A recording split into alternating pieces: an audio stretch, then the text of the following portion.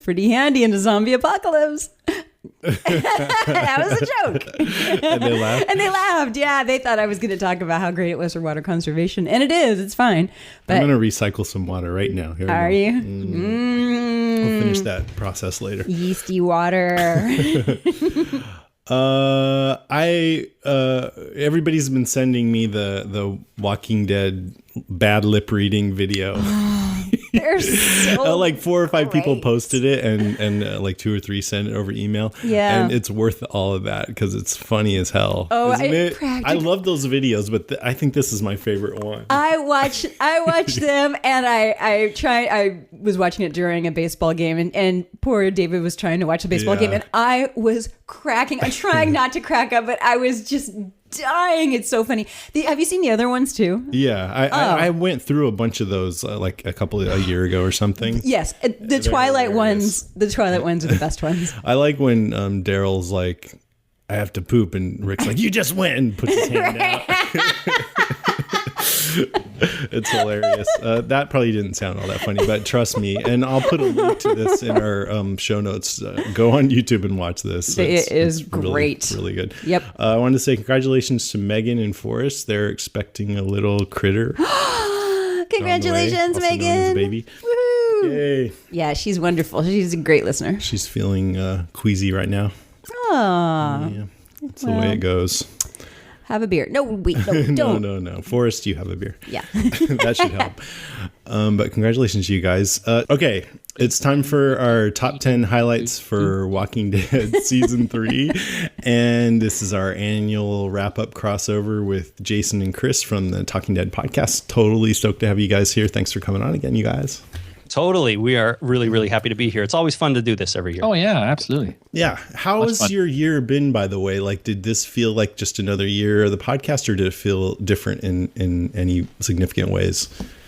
Both? Yeah. Yeah, maybe a little of both. I don't know. I mean, we're approaching our 4th year of doing this. So every year's been a little bit different, I think, especially because the first year was entirely before the show was even on the air. And I don't know. The show grew, and that's good. So, I mean, that's really all you can ask for. I don't think of it in terms of years. I think one day we started, and now we're still going. Yeah. It's a big They will finish. Sometimes the show is on the air, sometimes it's not. Yeah. I mean, it felt different to me just because of what you said, Chris, that the show grew so much, and so our audience grew, and it's just more in the public consciousness. You know, my friends are starting to get interested in what I'm doing and things like that. Yeah, I have the same experience. I mean, people at my day job at work for a long time really had no idea I did this. And now most of them do because, well, they've all started to watch the show, and I don't know if any of them listen to us, but some of them I think tune in once in a while. But so it's a little more out there, and I can sort of sense that everywhere I go. Yeah. I actually had a 6 degrees of separation with one of my coworkers because I was talking to him about the show, and I told him we did a podcast. He said, "Oh, my wife's really into that," and he came back the next day and said, "Yeah, my wife listens to your podcast." That's fantastic. Cool. Yeah. I know. I've had a couple of things like that too. My friend wrote to me from Santa Barbara, and he's like, my buddies listen to you. You're famous. People, and we get that when people email in a lot, right? Some people or call or they email and they seem so sort of nervous, or they just feel like they're really part of something special, which they totally are. But they're wrong. At the same time, we're just guys. We're just people. And, that's it. We're just people talking on the internet. Yeah. You can do it too. Yeah, exactly. Pretty much anybody. How would you rate this season overall compared to seasons 1 and season 2? Well, Jason, you go first. I needed time. I was hoping you'd go first. I needed time to think about it. I rate it in terms of just like was it if you were going to rank the seasons in order, overall, of favorite to least favorite? Yeah, that's the problem is that I don't know that I can because there was things about this season that I really, really liked, and there were things about this season that I didn't like, and that holds true for season 2 as well. Season 1, I think I liked the first season the best. I'd have to put season 1 on the top just because I'm an emergence kind of emergent story kind of guy. I like the beginnings of things, which is the finisher problem with video games. It's like, I like the beginnings of things, but finishing them, I'll get around to it. You and Don Draper. Exactly. Speaking of which, I have to get caught up on that because I'm not finished. Someday. Different. So I'd have to podcast. go with season 1, season 3, then season 2. Okay. If I had to rank them. I would rank season 1 on top as well, because I still consider the pilot episode probably my favorite one, probably the best episode that they've done. So I think that puts season 1 up there, but at the same time, season 1 was only 6 episodes, right? So it's very different. You don't have nearly as much time to play out storylines, screw it up, or make it really good, or build to things or whatever. Yeah. And so I think I would put 1 on top, then 2, and then 3. Wow. I'd Really? go 3 as the bottom of the pile so far. What about you? I'd flip that. Season 3, 2, 1. Season 3 was the best one for me. Yeah, I may. Just to be contrary, I could say 3, 1, 2 because I don't think anybody else has said that. Yeah, do that. Stick But with that. no. I'm pretty sure season 3 is my favorite, and 1 and 2 are pretty damn close. I really loved the second half of season 2, but I really didn't love the first half. So I think it would be 3, 1, 2. I think it would be. For me, it's that the characters have developed, they've grown. I've grown to love them or hate them, and I just know them so much better. And I loved the writing in this season. Yeah, me too, for the most part. Yeah. Okay, well, let's get into it. Let's do our countdown. Starting with 10, we'll end on 6, then we'll switch it over to your guys' show. I tried to pick ones that I thought maybe you guys wouldn't pick, but we'll see. So we'll let the guests of honor go first. Yeah. All right. Well, I will start then. And just before I go, this is kind of related to what I just said about season 3. And for some reason, I had a much harder time this year making a top 10 list than I did the last 2 times we've done this. And I don't know if that's because I didn't think the season was as good. And when I say that, I mean, I didn't dislike it. And I do think it's a fantastic show. But if I had to rank them, I'd put season 3 on the bottom. So maybe that's part of it. But I'm not really sure. For some reason, I couldn't come up with what I thought was, as easily anyways, 10 really standout or discussion-worthy points. So what I did is I tried to think back about all the podcasts we've done for season 3 and come up with some of the stuff that caused or stimulated the most discussion on our show, right? Which I thought was a good place to start. And so some of these are kind of directly related to that. Some of them aren't, but number 10 definitely is. And it is Milton's duct tape armor. Oh, yeah. We mentioned that a few times. We talked about it a fair bit, I think, and just how good an idea that was. And if you were actually in the zombie apocalypse, why not coat yourself in duct tape? It provides a lot of protection. I guess you get hot, but if you just put it on your extremities, that might not be too bad. And, if you wrap it around a shirt or something, it's easy to remove and take off, and it's really hard to bite through. So I Cheap think and plentiful. cheap and plentiful, exactly. Yeah. You're not going to find chainmail lying around everywhere. So duct tape. Chainmail would work. It would, but it's Works a little, against sharks. Yeah, it also a little heavier But though, too. true. So. But it would be tougher for Merle to tape together his knife hand with chainmail. I mean, duct tape turned up in other places too. We noticed, not just armor, but it was there. And then I think there was maybe it was on Herschel's crutches. Glenn prevented or didn't prevent, but in part prevented a zombie bite by putting the duct tape wrapped arm with the chair Right. in the zombie's mouth. That's true. I mean, Product placement. It probably was. The duct tape showed up all over the place, and I think I just noticed it most on Milton's arms when he had that duct tape shirt on, and so that's my number 10. Duct tape armor. Keep that in mind for when something bad happens. But not very breathable. No, that's what I mean. You might get hot, but hey, at least you're You'd be alive. That's true. Right. So for me, I think I'm going to have to go with Herschel getting bitten and having his leg immediately amputated. I thought that was pretty cool and a nice callback from the comic. Yeah, and it was no hesitation. No hesitation. I thought it was fantastic. He He walked by a lurker. He got bit and took a big chunk out of him. And they're like, "Yep, that's got to come off," and it came off. Let me get my hatchet. Yeah, it was pretty gross. It was very intense. And a nice callback to the comic book. I thought that was a very powerful moment. And the expression on the faces of the guys in the kitchen, the guys who were locked into the kitchen, sort of looking like, what the? Yep. We had, what's the guy's name that plays Tomas? Right. I can't remember his name right now. Nick Gomez. Nick Gomez. Thank you. He said they offered to do that whole scene again for them, even though they wouldn't be on camera, just so they could get a realistic reaction out of those guys. So after they'd gone through that scene several times, chop, chop, and being all emotional, they just did it again just for those guys. Just so they could react to it. Yeah. Right. Yeah. That's really cool. Pretty amazing. Karen? Okay. My number 10 is Carl shoots the kid outside the prison. We watched it so many times and it got a great reaction. It's actually filmed kind of brilliantly because you don't really know for sure. Oh, you went back and watched it again? I watched it a number of times because my first reaction was, Shoot him! That's me.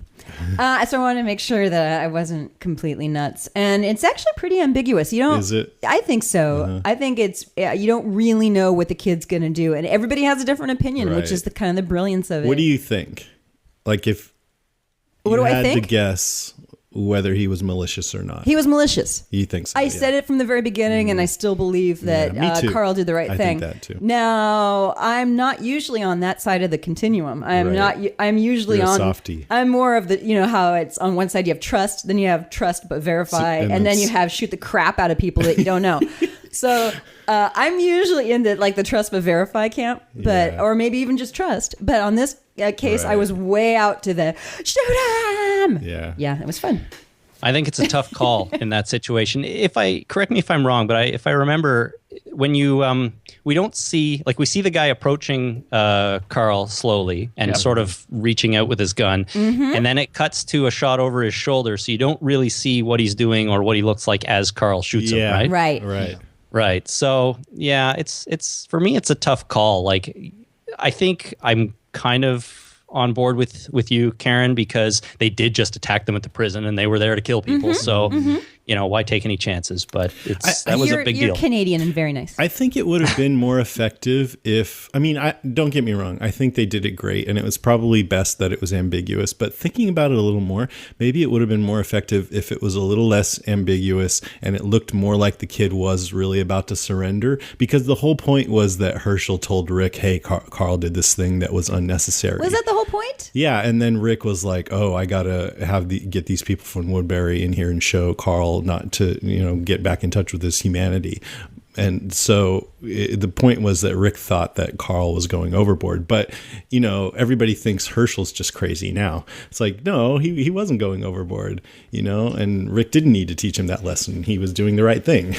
Yeah, to that point, if the idea here was to show or to prove that Carl is totally losing touch with humanity, why make it so ambiguous? They could have made it a lot more obvious and really shown us that Carl's totally off the deep end. I like that they had it ambiguous. I think that was great. And then we can make up our own mind whether we think that Carl's a nut job. Well, yeah, the ambiguity is my favorite part about this whole scene, but I think I land on the other side of the fence. I think that he was wrong to shoot that kid, and I think that he was trying to hand Carl the gun. Here, take it. I've given up. Here, take the weapon. But Carl said, "Put it down." Right. Which is, the conflict there is just like, I think what Carl should have done was tell him again. Yes, no, I totally agree with you, Jason. Or I'm going to shoot you. One more warning would have completely removed the ambiguity. One more warning and you're dead. That's exactly what I said in our podcast. I said that he should have said, "Drop it now or die," and then given him a half a second. And if he didn't drop it, then then I would have felt more like, yep, Carl did exactly the right thing. You wouldn't have felt anything because you'd be dead, hippie. I think the rule of thumb we should all adopt as human beings is that if someone's pointing a firearm at you and tells you to do something, you you just do it. You don't second guess it. You don't try and give an alternate version of what he wants you to do. You just you do what you're told, right or wrong, whether they're justified for pointing that weapon at you or not. You just do what they tell you to do. Right. Yep. Right. You drop That's your our weapon, lesson people. for the day. Everybody drop Do your what you're told. weapons. That's a personal philosophy, by the way. And knowing is half the battle. Okay. My turn? Yes. It's my turn. Okay, my number 10 is I just thought it was notable that this season there was a lot more gruesome killing, not just of zombies, but of live people. I think the first one was when Rick chopped Tomas in the head with the machete. And my first reaction was, wow, I bet you most people don't even notice that that's different because we're so used to seeing the zombies get chopped up. But if they would have had that scene in the pilot, it would have been maybe controversial. You don't usually see this level of gore on TV, but they've desensitized us to it. And now we've got, Michonne impaling people and torture and just lots of gore that's non-zombie gore. And that's okay with me as long as there's consequences or, people realize the seriousness of it. Michonne started to push the envelope a little too far for me this season, like when she killed the guy who was going nuts and the zombies were outside the little house. I think she impaled him. Remember that? Mm-hmm. Like the hermit dude. But I guess she felt like she had to do that to save all their lives. So it's a gray area. But, if they're going to have that kind of a gore, I want to see that they're aware of that it's real people. Yeah. And not just have it be, nonchalant. Right. Or if it is nonchalant, then that should be an issue, like with Carl, if he starts chopping people up or something like that. Right. That's going to have consequences. I'm certain of it. Yeah. And something that just occurred to me actually about when Rick chopped him in the head is that it was a very different kind of injury than when they chop zombies. When he hit Tomas in the head, it just kind of like his head didn't split right in half or fall off or whatever. Yeah. The machete just went into it enough that he wasn't going to survive. Good point. But if they hit a zombie in the head with a machete, that thing splits right in half like It's like a watermelon. cantaloupe. Yep. Like a cantaloupe. So, Yep. I didn't think of that before, but one of the things we've talked about a lot is how soft everyone's heads are. Yes, we have to. But clearly the living have slightly harder heads. So Slightly. Yeah. Ever so slightly. I'm glad you said that because it makes me feel like maybe it's because I've been critical of that, how easy it is. You can almost just like press a butter knife right into a zombie's head. But if it's intentional because they're decaying, then it's something. It's a little less critical, I feel. Yeah, it sort of makes sense. I just accept it as one of the rules of this universe. Right. People have soft heads. Yeah. It's an alternate universe. Yeah, it's just one of the laws. Physical law. Okay, Chris, your turn, number 9. All right. Along those lines, actually, I'm going to go with number 9 here. I felt like in almost every episode, there was a gore moment of the week where there was one scene or one kill or something that just stood out as the single goriest thing in this episode. And I'm not from episode to episode, I don't feel like we got one that was like way more over the top than another one, but it seemed like every episode there was just one scene where Nicotero and his team kind of went above and beyond and just really, really tried to gross us out. And I became aware of it more in the second half of the season, I think. Uh-huh. But I think it was there in the first half too. Couple of examples. I think maybe Herschel getting his leg cut off was a good example. Mm-hmm. If I remember, when Andrea who really stomped a zombie's head when she was Michonne, I think. Or Michonne Stomped the zombie's head when she was tied up to the pole. Oh yeah. And she didn't have use of her hands, and I think she stomped on the zombie's head. There was also Andrea broke Glenn. a zombie's teeth when they were when she left with Milton. Yes, I was Yeah. thinking of her breaking the teeth, but the Michonne example is almost better, where she just stomped its head. And maybe Glenn stomped on a zombie's head against a curb. He did when he was really upset. Yeah, he Yeah, took it out on a something. zombie, a poor zombie. And then the hermit guy too, that they threw out the door to be torn apart by the zombies so they could get away. That was especially gruesome. And for some reason, it stood out to me this season more so than in other years. But like every episode, there was like a gore moment of the week that I Right. always picked up on. And Right. I no problem with it. I think it was cool. It's just fun to see the special effects guys going crazy once in a while. Yeah, they're happy about it. They're like, yes, this is awesome. I like the zombies. I don't know if you'd count this, but all the charred zombies in the screamer pit. Yep, that's a good one too. That was a good one. All burnt up and they're still kind of moving a little bit too. Yeah. I mean, that's totally nasty. Oh, the special effects guys. Those guys are rock stars. Totally. I love them. I especially like it because it reminds me of the classic Romero zombie flicks. How gory they were. Yeah. Right. Speaking of gore moment of the episode, I think the one my number 9 is the zombie that got his head smashed in the hatchback. Yeah. That was excellent. It was just it was a nice soft head. It got splattered. Blood was splattered everywhere. It was quite the spectacle to behold. That's another good example for sure. It was like its head was a bag of blood. Yeah, it was filled with blood. That was courtesy, I think, of Merle. Yes, it was Merle. Daryl. Oh, it was Merle? I think it was Merle on the bridge. I thought it was Daryl. Okay. Maybe it was Daryl. So that's your number 9? Yeah. Okay, my number 9, this is sort of broad, but it should be mentioned, Andrea this season. So I kind of wonder how Laurie Holden's going to feel about this season, because on one hand, Andrea had a hell of a lot to do, and she had this long arc, and she was a huge part of the show, but a lot of people hate her character, and you could tell that really affected Laurie Holden. She wasn't happy about that. No, she wasn't.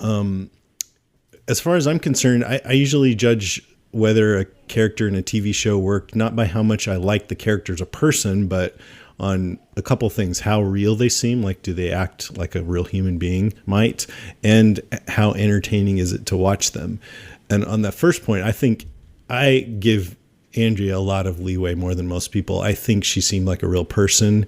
I believe that she would fall for the guy in charge, and based on the image that he presented and how much attention he paid to her, I believe that she'd get drawn in, and then when she started to see some things that were kind of questionable, she would ignore it, and that she'd get in too deep and not want to admit to herself what she was seeing. And then finally, when she saw the really, really bad stuff, she did do the right thing and start working against him finally. So I believed that, people were so mad at her, and I was too, but in a way that you're like mad at people in real life who I've seen do that kind of thing, go after the wrong guys and stuff like that.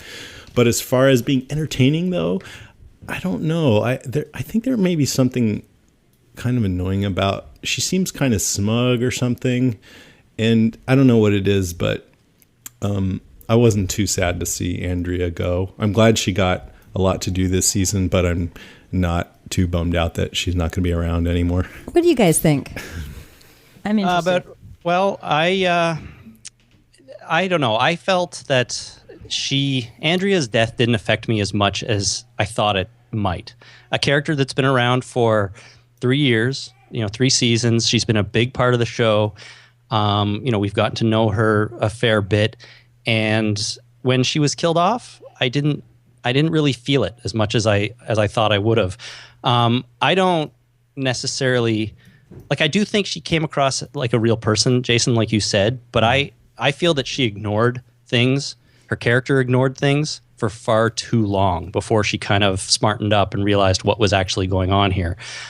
Sure, she'd fall for the guy in charge and get drawn in a little bit, but she started to see things and see him do things and so on that just, added up to him being a crazy SOB that she didn't tune into quick enough for me. And I think that might have contributed to the reason I was sort of a little bit lost with Andrea, and her death didn't affect me too much. I think I think those things you're mentioning there, Chris, is leads to me to believe that she was acting like a real person, like a real human being does have flaws in that they see what's going on around them, and they don't necessarily react immediately. They kind of think about it. They hum and haw about it. They stand there naked over his bed with a knife about it. There's all kinds of. Who hasn't done that? Sure. Yeah, notice things are going bad. What else are you going to do? Really, her death didn't really affect me either. It was it didn't mean anything. Like it didn't. She didn't sacrifice herself for any purpose that I could ascertain. Really. I heard. I'm not sad to see her go. Yeah. Really. It's funny. The way it affected me the most was it was just shocked. Like, oh, I didn't know they were going to kill her. Yeah, exactly. Yeah, on that note, I didn't see it coming at all. Yeah. So, Right. that worked out. Well, we might all be tainted by the comic book as well, right? Yeah, We know what her character becomes and is in the comic book, and it's hard to reconcile that with what happened in the television Just let show. that go, and it's not going to happen. And now I'm the different one here because I don't know much about what she was like in the comic book because I haven't read much of the comic book. So to me, that is what Andrea is like. So Right. and I related to her, but I feel the way you guys do too. I feel like she seemed pretty human, but is it somebody that I'd want to spend a lot of time watching? Right. Because there's character, like I brought this up in an earlier episode, like this is going back a ways, but J.R. Ewing from Dallas. Do you ever guys see that show? Like, he's a total bastard, but you have fun watching him. And, Sure.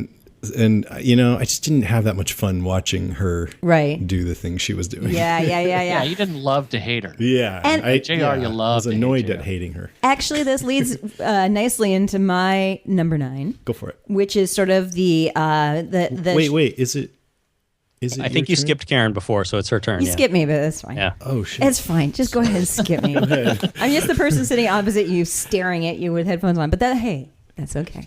But this is sort of the Andrea shadow, which is the governor.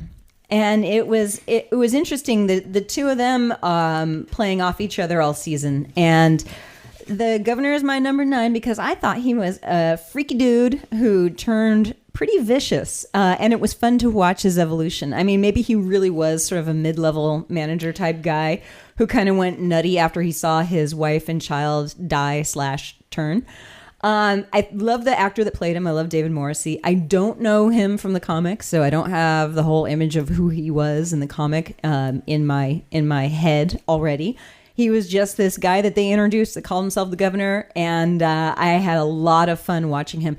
Now, opposite of Andrea, he didn't seem all that realistic really to watch, but he was unbelievably entertaining for me. I always liked watching when he was on. He was a great villain, and he could turn on the charm, especially to Andrea. And I could see how she could fall for that bad boy and maybe think that, let herself think that he had some answers. But it was fun to see him turn freaky. I don't have the governor by himself on my list, but I agree. I think he was great this season. I think David Morrissey was amazing, and I kind of wish I had your perspective on it, Karen, because I do know him from the comic. I know exactly what the governor's like in the comic, and it's hard to separate that. I try to doing this. I try to keep the two distinct. People get mad if we talk about them too much too sometimes. So I try to keep them separate as much as I can, but I almost wish I didn't know the governor so well from the comic, and that would allow me to appreciate the TV show version a little bit more. Yeah. But I do think he was really well done on the show too. So I don't really see. I can't really see how Andrea would fall for him. If he had his, native British accent, I could totally see it. If he had a British accent in this show, I could see how everybody would just swoon over him, and that'd be the end of everything. But I just I don't buy it. I've never been able to get on board with Andrea falling for the governor. There's not other than a lot him of being guys. the alpha male. There's not like a lot of guys to choose from in the zombie apocalypse. You get what you can get. You get what you get. There were some guys in the in Woodbury that very low level background actors that they could have brought up. Sure. And if this was reality, she could have found somebody else. But I guess she just. Well, I mean, what about the fact that she went for Shane? She likes the bad boy. boys. She likes the bad boy. She likes the alpha male. That's the only thing I could really get on board with. But I just the governor to me always seemed like this weird, creepy guy at the beginning, and I can't imagine why somebody would fall for him. That's so weird because I always looked at the governor as being enormously charming at the beginning. Anyways, Yeah. right? Like he didn't strike me as creepy at all. He manipulated people, but we, the audience, knew that. If you saw only what Andrea saw. He comes across as super that's what I charming, and I could think, too. totally see her falling Am for I him. the only one here who thinks he's hot? No, I think he's I was bummed that he didn't die because I felt like that closure was needed. But the one saving grace of that, speaking of the comic, you guys, is I'm really hoping he comes back with his handlebar mustache and his greasy hair next season. Long greasy hair would be awesome. Well, there's chances. Good chances are good. There will be some time in between seasons. Lots of time to grow a mustache and long hair. Oh, please do it. See? Okay, so I'm all confused. I skipped Karen. You just did your number 9. So we've all done. Where are we? It's Chris. Yeah, we're good. It's me now, and this will be a quick one because it's just kind of Andrea and Milton's death, and I already said about how Andrea's death didn't affect me all that much, but in contrast, Milton's death I was much more upset about. And Andrea, like I said, had been around for 3 seasons, Milton only for 1. And but for some reason, I was much more sad to see Milton go after what they'd kind of done with him and how they almost showed him bonding with Herschel a little bit. I was really looking forward to Milton potentially joining Team Prison and sticking around and becoming a major character. But then he was killed off too, and I was really bummed about that. So it was just my number 8, sorry, is that I didn't care so much about Andrea, but I did about Milton, and that was it. Also, he kind of died a hero. I mean, he tried to save Andrea. He said, here's what you need to do. You need to grab those pliers that I put behind your chair, and you need to stab me in the eye socket. And he also burned all the zombies in the screamer pit so they wouldn't go. Yeah, he's a hero. His weapons. He died heroically, so that also I think adds to sadness when somebody dies. Yeah. And he had a strong character arc too, because at the beginning he was just doing whatever he was told by the governor and making tea, the wonderful tea. And by the end, like he slowly started to find out what the governor was doing and disagreeing with it, and trying to find his footing on being able to stand up to the governor. And in the end, he did. But the governor, bested him anyway, saying, "You're going to kill her. I'm going to kill you, and then you'll kill her." So I think his character arc was very strong, and I think that meant that his death was more meaningful. Than Plus, Andrea's. we just loved the way he played the role. He knew how to give a good line reading, and he's just a really good actor, I think. Yeah, I enjoyed and he's hot. Is there anyone on the show who's not? Yeah, that's a good question at this point. Yeah, you love Merle the most. Oh yeah. I was going to say I really enjoyed your guys' interview with Dallas Roberts from a few weeks back. Oh, thank you. Thanks. He was like, all your interviews are great, but I liked listening to him too. He had a lot of cool stuff to say, and it was that was before.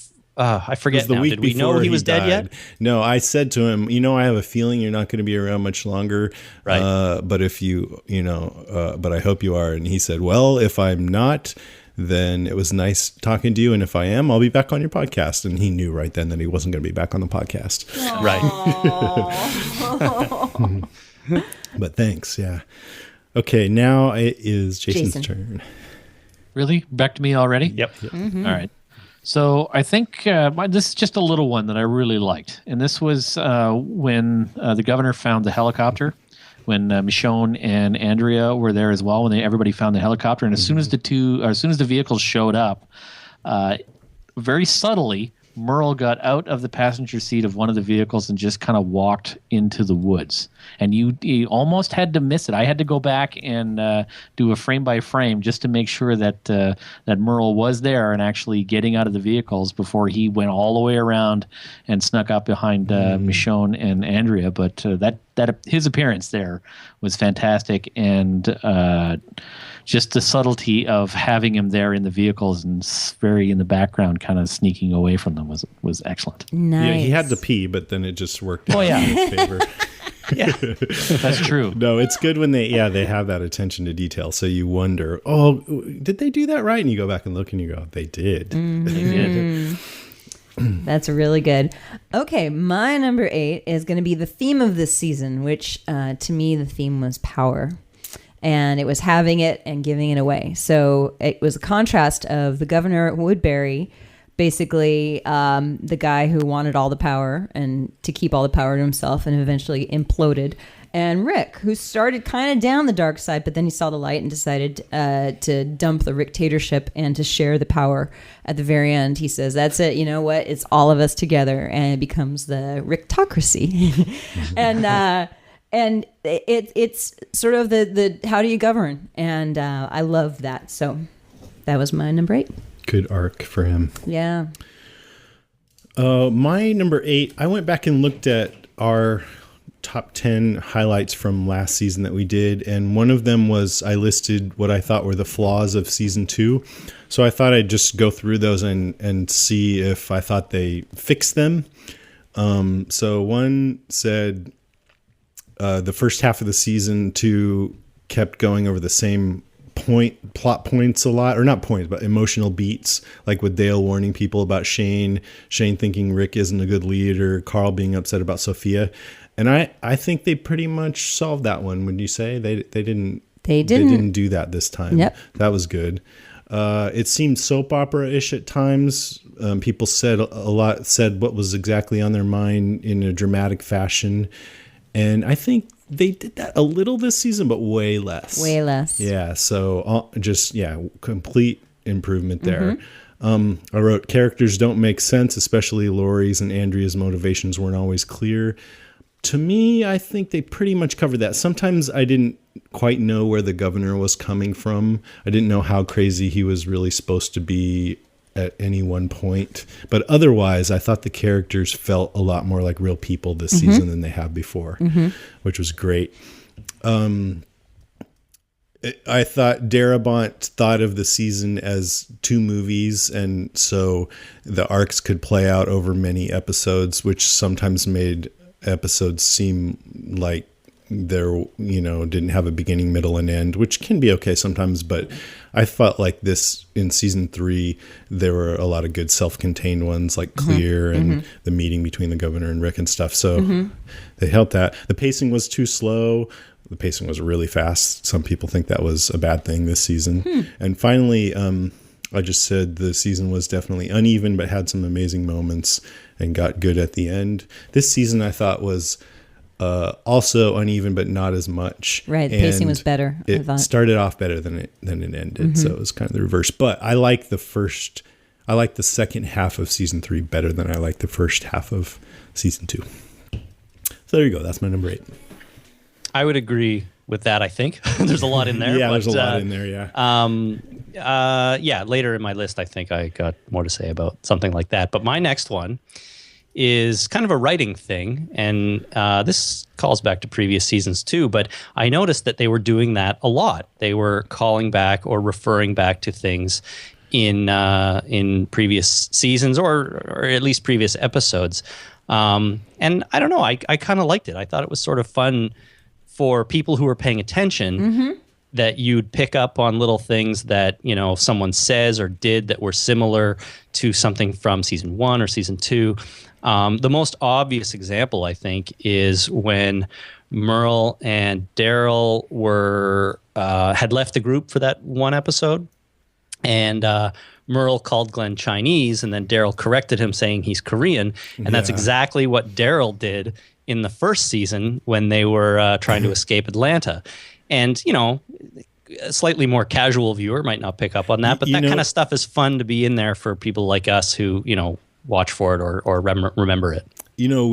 We talked with the writer of that episode, Nicole Beatty, and she said she wrote that line and didn't consciously remember that it was a callback. Really? Yes. Wow.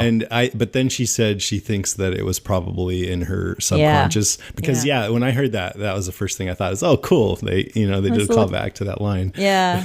Yeah, it happened, and I had to go back and check and make sure I wasn't making it up too. But that's neat that she didn't really intentionally do it, anyways. But I like it. I just like Me that. Too, yeah.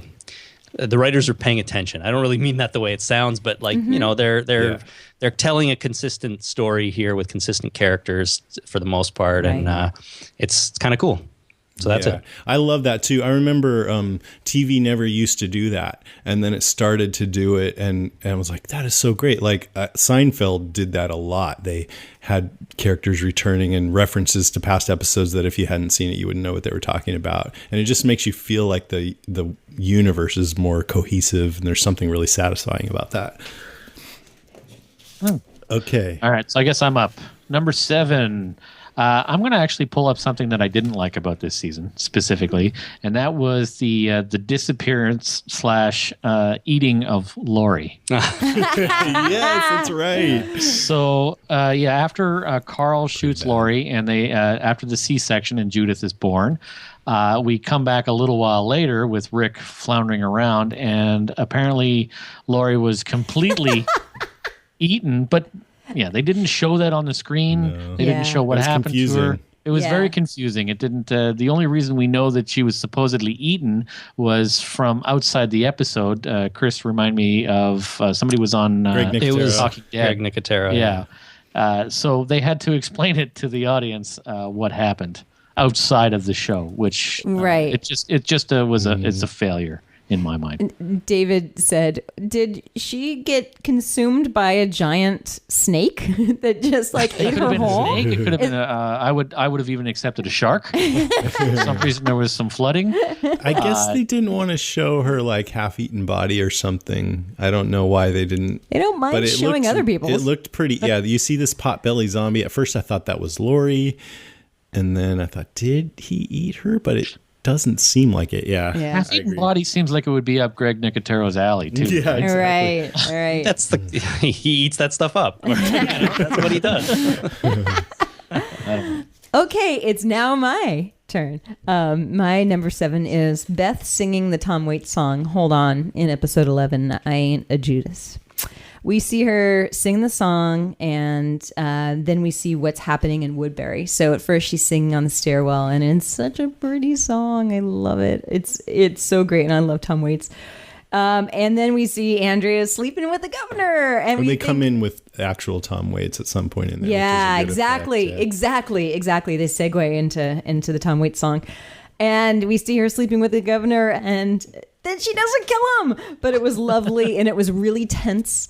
And I thought it was just a perfect moment. So bravo for including that.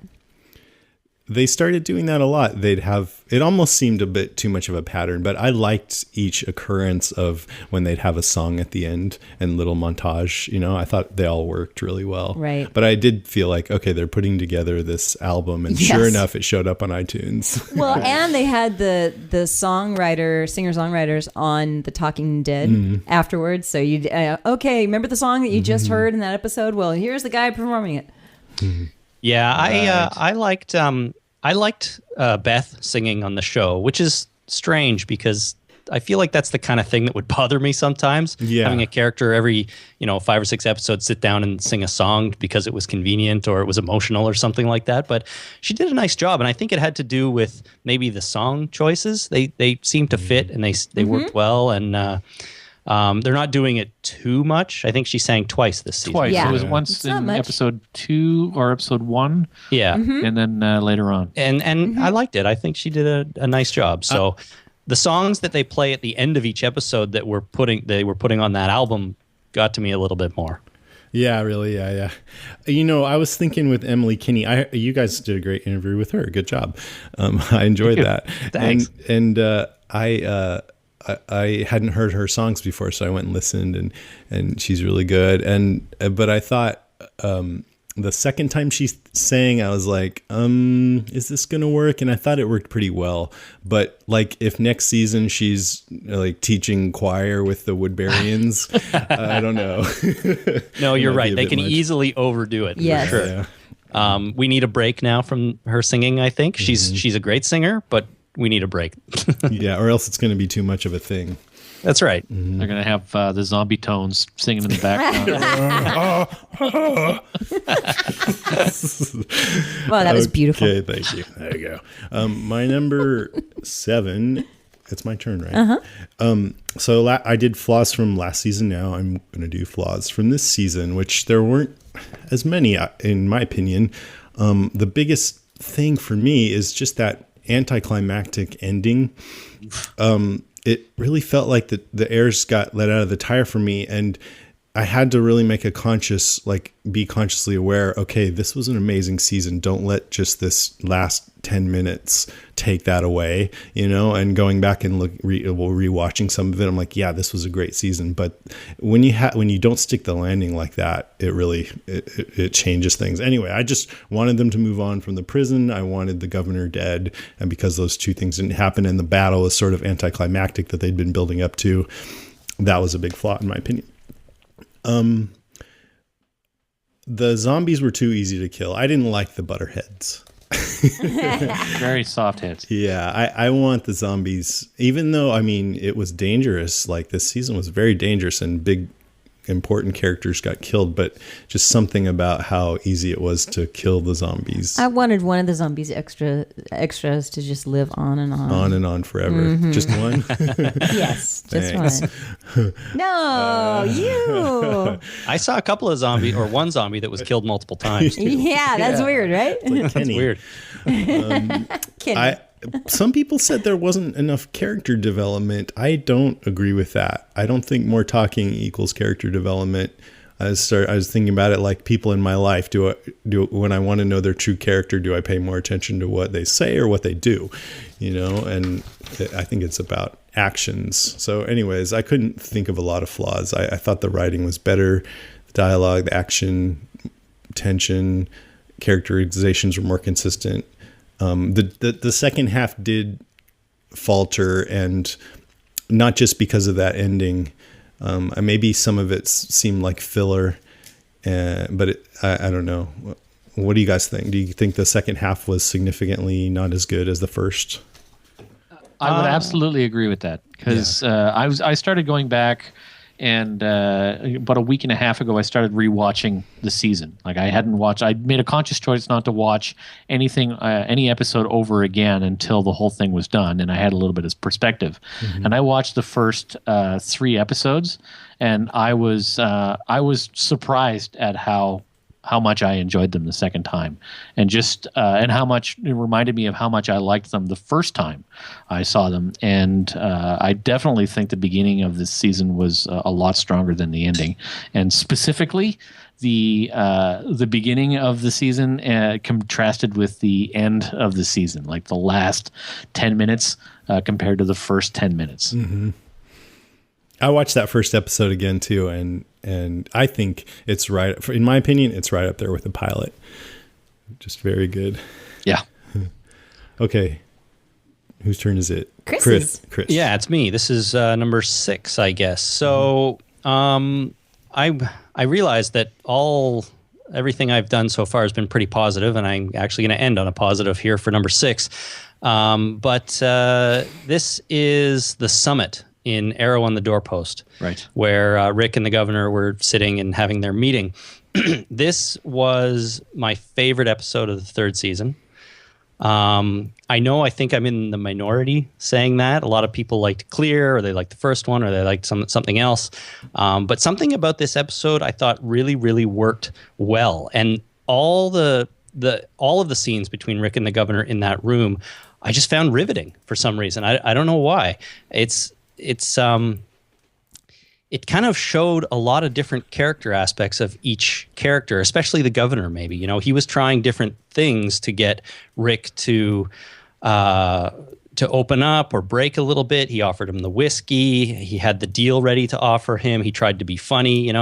He tried different things, and to me, it just showed that the governor was really prepared for this. He went in knowing what to do, and he had a plan. And I felt like Rick was in over his head totally and didn't know what was going on.